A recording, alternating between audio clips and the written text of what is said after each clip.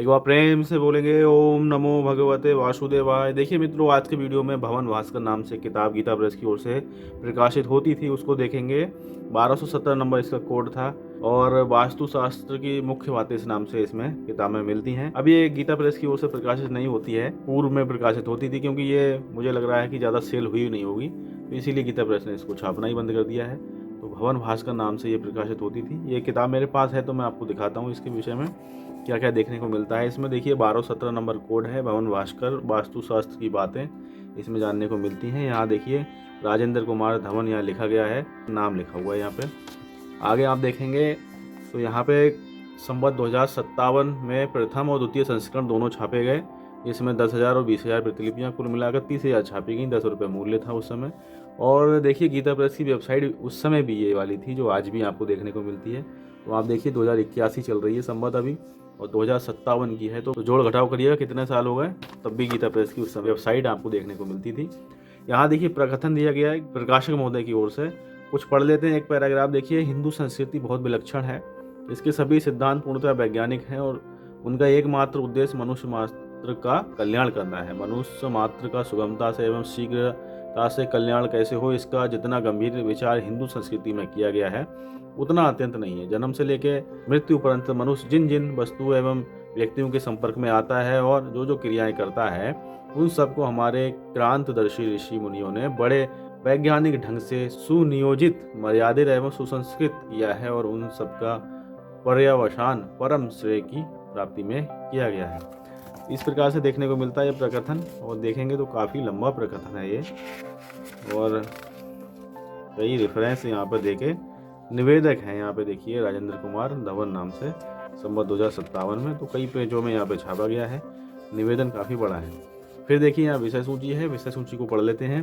प्रादुर्भाव और वास्तुशास्त्र के उपदेष्टा, निवास के योग्य स्थान, भूमि प्राप्ति के लिए अनुष्ठान, भूमि परीक्षा, भूमि को शुद्ध करना, भूमि की सतह, वास्तु चक्र, गृहारंभ, वास्तु पुरुष तथा उसके मर्म स्थान, गृह निर्माण संबंधी आवश्यक बातें, गृह का आकार, धन ऋण आय आदि के ज्ञान का उपाय, और गृह के आकार में परिवर्तन, गृह निर्माण की सामग्री, गृह के समीप वृक्ष, गृह के समीपस्थ शुभाशुभ वस्तुएं, मुख्य द्वार, गृह के विविध उपकरण, द्वार भेद, गृह में जल स्थान, गृह के विविध भेद, गृह के आंतरिक कक्ष, जानने योग्य आवश्यक बातें, गृह प्रवेश, वास्तु दोष निवारण के उपाय, और यहाँ पे दिशाओं के देवता एवं ग्रह हैं, वास्तु चक्र है, वास्तु चक्र 81 पदों वाला है। इस तरह से जो है यहाँ पे पूरी विषय सूची जानने को मिलती है। फिर देखिए पहला अध्याय, इस प्रकार से विषय सूची में यहाँ छापा गया है, वही यहाँ पे प्रारंभ होता है। पहला अध्याय वास्तु पुरुष का प्रादुर्भाव और वास्तुशास्त्र के उपदेष्टा। तो एक देखिए पैराग्राफ पढ़ लेते हैं, फिर आगे बढ़ेंगे। भगवान शंकर ने जिस समय अंधकासुर का वध किया, उस समय उनके ललाट से पृथ्वी पर पसीने की बूंदें गिरी। उनसे एक विकराल मुख वाला प्राणी उत्पन्न हुआ। उस प्राणी ने पृथ्वी पर गिरे हुए अंधकों के रथ का पान किया। फिर भी जब वह तृप्त नहीं हुआ, तब वह भगवान शंकर के सम्मुख घोर तपस्या करने लगा। उसकी तपस्या से प्रसन्न होकर भगवान शंकर ने उससे कहा कि तुम्हारी जो कामना है वह वर मांग लो। उसने वरदान मांगा कि मैं तीनों लोगों को गृहस्ने में समर्थ होना चाहता हूँ। वरदान प्राप्त करने के बाद वह अपने विशाल शरीर से तीनों लोगों को अवरुद्ध करता हुआ पृथ्वी पर आ गिरा। तब वह भी देवताओं ने उसको अधोमुख करके वहीं स्तंभित कर दिया। जिस देवता ने उसको जहाँ दबा रखा था, वह देवता उसके उसी अंग पर निवास करने लगा। सभी देवताओं के निवास करने के कारण वह वास्तु नाम से प्रसिद्ध हुआ। तो देखिए वास्तुशास्त्र यानी वास्तु का नाम का ये अर्थ देखिए यहाँ पे जानने को मिल रहा है।